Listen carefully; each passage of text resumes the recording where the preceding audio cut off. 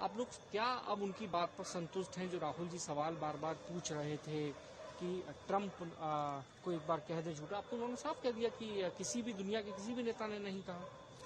2 दिन संसद में चर्चा हुई, पहलगाम को लेकर हुई, ऑपरेशन सिंदूर को लेकर हुई। प्रधानमंत्री संसद से गायब रहे, वो संसद के सदन में नहीं आए। उन्होंने वहां पर आकर अपनी स्पीच देने के लिए उन्होंने एंट्री की। चलिए कोई बात नहीं, प्रधानमंत्री 1 घंटा 42 मिनट बोले, जिसमें 15 बार उन्होंने नेहरू जी का नाम लिया, 50 बार कांग्रेस का नाम लिया, लेकिन डोनाल्ड ट्रंप का नाम वो एक बार भी नहीं ले पाए, चीन का नाम वो एक बार भी नहीं ले पाए। और उनकी स्पीच से पहले ही राहुल जी ने उनको ललकार के कहा था कि अगर दम है, अगर इंदिरा जी की भी आधी हिम्मत है आप में, तो आप आइए और बोलिए कि ट्रंप झूठ बोल रहे हैं। वो तो 29 बार बोल चुके हैं कि सीज फायर कराया, अभी भी बोल चुके हैं, लेकिन उन्होंने ऐसा नहीं कर पाई। वो उधर उधर की जलेबी बनाते रहे।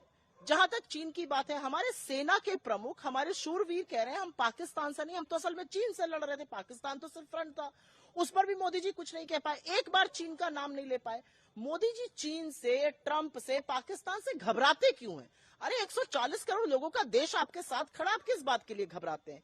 ये मेरा पहली बात है। दूसरी बात, तो चैलेंज एक्सेप्ट नहीं कर पाए, मोदी जी फेल हो गए चैलेंज एक्सेप्ट करने पे। दूसरी बड़ी बात यह है कि जितने भी लोगों ने बोला, सत्ता पक्ष से, विपक्ष की एक ही बात थी, पहलगाम का आतंकी हमला हुआ है, जवाबदेही किसकी है? ये दुर्दांत आतंकवादी 200 किलोमीटर अंदर कैसे आ गए? इनको किसी ने शरण दी होगी, किसी ने पनाह दी होगी। हमारी इंटेलिजेंस का ऐसा फेलियर क्यों हुआ? ये सच है कि जब राजनाथ जी गृह मंत्री थे तो उरी हुआ था, ये सच है कि जब वो गृह मंत्री थे पुलवामा हुआ था, ये सच है कि अमित शाह जी की नाक के नीचे मणिपुर जल रहा है, दिल्ली के दंगे हो गए, पहलगाम में इतना बड़ा आतंकी हमला हो गया, इससे पहले रियासी में हुआ था। और पिछले 1 साल में 90 से ज्यादा लोग शहीद हुए इन आतंकी हमलों में, हमारे भारतीय लोग शहीद हुए। तो जवाबदेही किसकी है?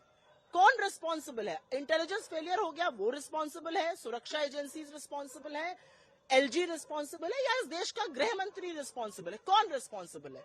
जब हर चीज का श्रेय मोदी जी को दिया जाता है, ओलंपिक मेडल जीतने का भी श्रेय वो लेने को तैयार रहते हैं, तो इस चूक का जिम्मेदार कौन है? ये एक दूसरी बात है। और तीसरी बात यह है कि नरेंद्र मोदी जी, मुझे कभी कभी लगता है अगर नेहरू जी ना होते तो वो क्या बोलते।